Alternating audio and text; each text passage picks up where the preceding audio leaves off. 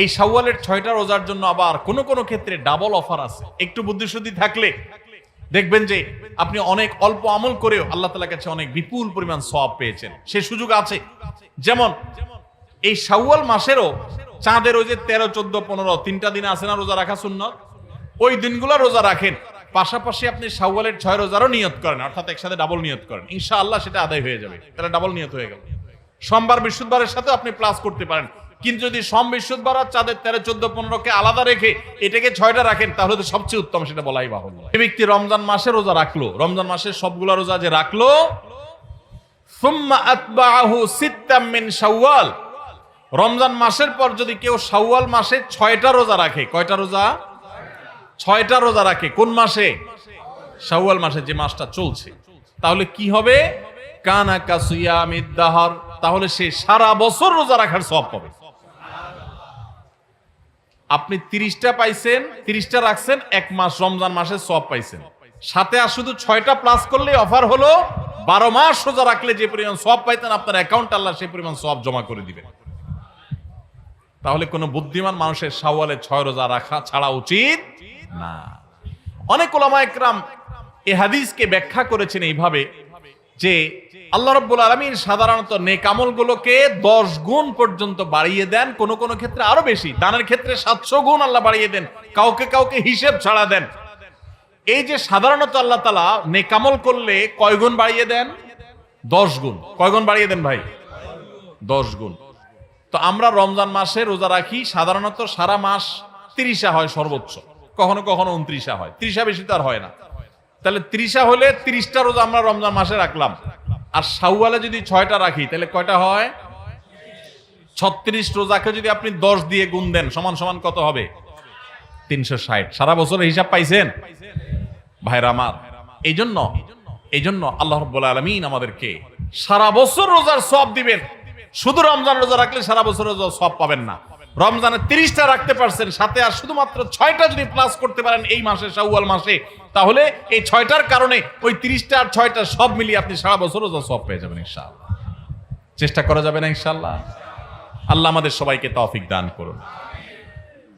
এই শাওয়ালের 6 রোজা নিয়ে আমাদের মা বোনদের একটা কমন প্রশ্ন আছে, অনেক ভাইদেরও কমন প্রশ্ন আছে। সেটা হলো যে কারোর যদি ভাঙতি রোজা থাকে, কাজা রোজা থাকে, যে গত রমজানে আপনি হয়তো অসুস্থতার কারণে 2টা রোজা রাখতে পারেন না, 4টা রোজা ভাঙা পড়ছে, কোন মা বোন মাসিকের কারণে তার কয়টা রোজা, 7টা 8টা রোজা বা 10টা রোজা 5টা রোজা তার ভাঙতি পড়ছে, এই রোজাগুলো তিনি আগে রাখবেন নাকি শাওয়ালের 6 রোজা আগে রাখবেন?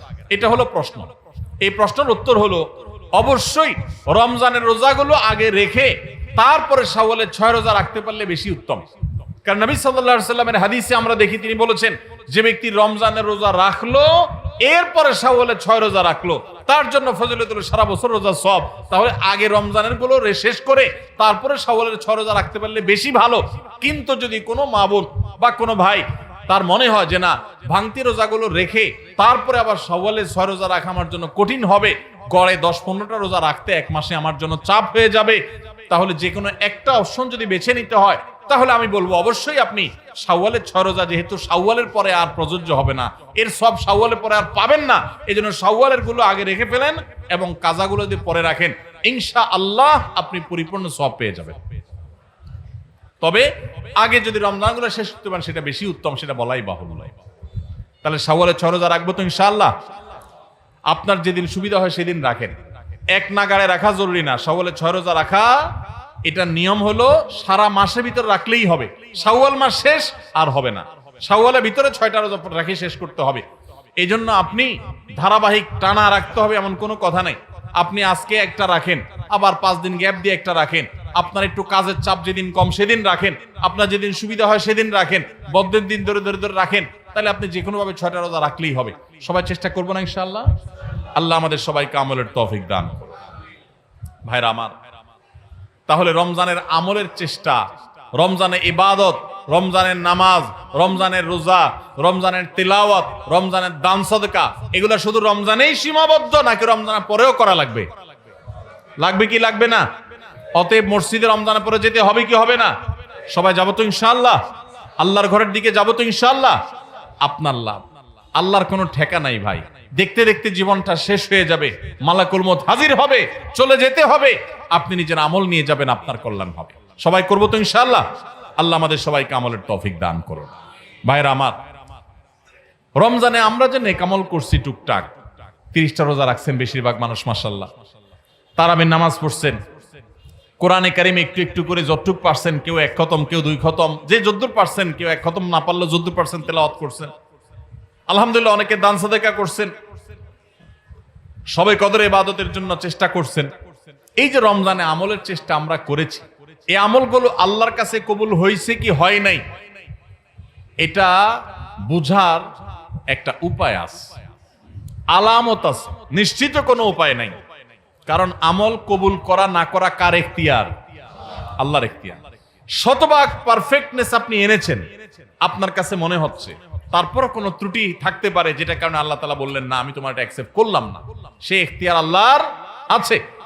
কিন্তু আমরা যে নেক আমলগুলো করি, এগুলো সম্পর্কে ওলামায়ে কেরাম অনেক সালাফ, ইসলামের ইতিহাসে সোনার যুগের স্বর্ণ মানবগণ, পূর্বসূরীগণ আমাদের, তাদের উক্তি আছে যে কোন কোন আমলের কবুল হওয়ার ব্যাপারে পূর্বাভাস, আলামত, এটা জানা যায়। আলামত দেখে সুধারণা করা যায়, নিশ্চিত কোনো গ্যারান্টি নেই কবুল হয়েছে কিনা বলার সুযোগ নেই, তবে অনুমান করা যায়, ধারণা করা যায় যে হয়তো আল্লাহ কবুল করেছেন। তাহলে রমজানে আমাদের আমল ইবাদত কবুল হয়েছে কি হয় নাই, সেটা বুঝার যে আলামতটা, সেটা কি বলে দিব আপনাদেরকে? তাহলে একটু মাপে নিলেন যে আপনার আমলটা কবুল হলো কি হলো না, চেষ্টা করলেন, উৎসাহিত হলেন, অনুপ্রাণিত হলেন। বলবো আমি সেটা?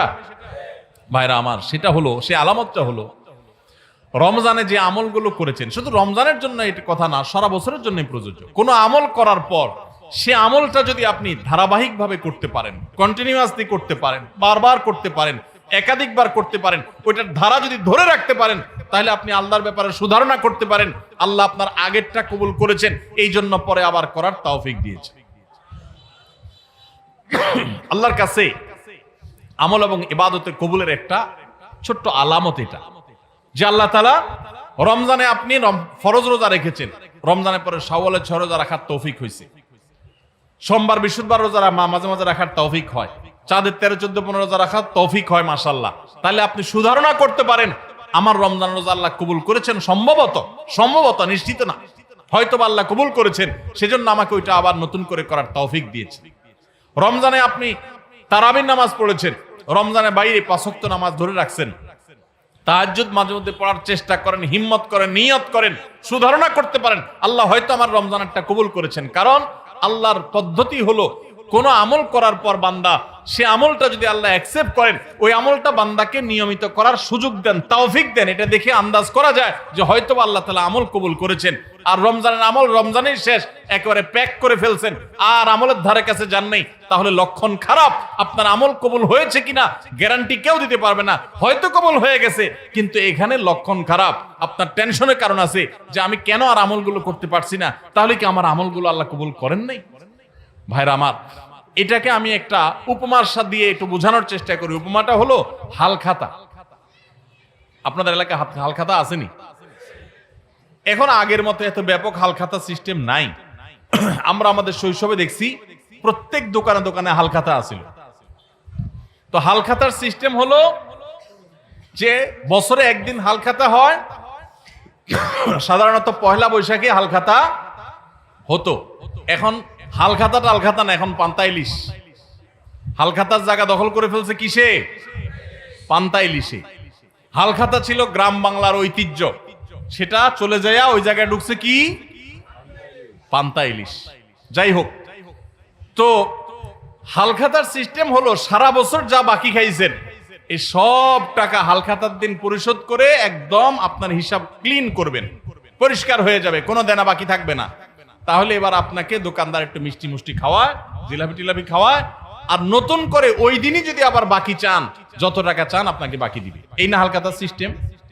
আর যদি আগের টাকা বাকি না দেন, এই আগের টাকা পরিশোধ না করেন, কিছু দিয়া আর বলেন যে ঠিক আছে বাকিটা দেব, এখন আবার নতুন করে বাকি দেন, তো হালখাতার শরীয়তে, হালখাতার নিয়মে ওইটা কিন্তু গ্রহণ হবে না। ঠিক না বে ঠিক? ঠিক একই ভাবে আল্লাহ রাব্বুল আলামিন বান্দাকে কোনো আমল করার তৌফিক দেওয়ার পর যদি সে আমলটা আবারও করার তৌফিক দেন, তাহলে বুঝতে হবে আগেরটা আল্লাহ তাআলা অ্যাকসেপ্ট করছেন, কবুল করছেন। সুধারণা করা যায় আল্লাহ হয়তোবা তাকে নতুন করে আমলের তৌফিক দিয়েছেন, ইঙ্গিত দিচ্ছেন যে বান্দা তোমার আগেরটা কবুল করেছি। এই জন্য ভাইরা, রমজানের কোরআন তেলাওয়াত, রমজানের মতো এত বেশি পারেন না, 1 পারা পারেন না, 2 পারা পারেন না, আধা পৃষ্ঠা পড়েন, 1 পৃষ্ঠা পড়েন। এই যে নিয়মিত পড়তেছেন, এটা যদি চেষ্টা করেন আর ধরে রাখতে পারেন, তাহলে সুধারণা করতে পারেন হয়তো আপনার রমজানের আমল, রমজানের তেলাওয়াত আল্লাহ কবুল করেছে। আমরা রমজানের আমলগুলো রমজানের পরে করার চেষ্টা করব তো ইনশাআল্লাহ। আল্লাহ আমাদের সবাইকে আমলের তৌফিক দান করুন।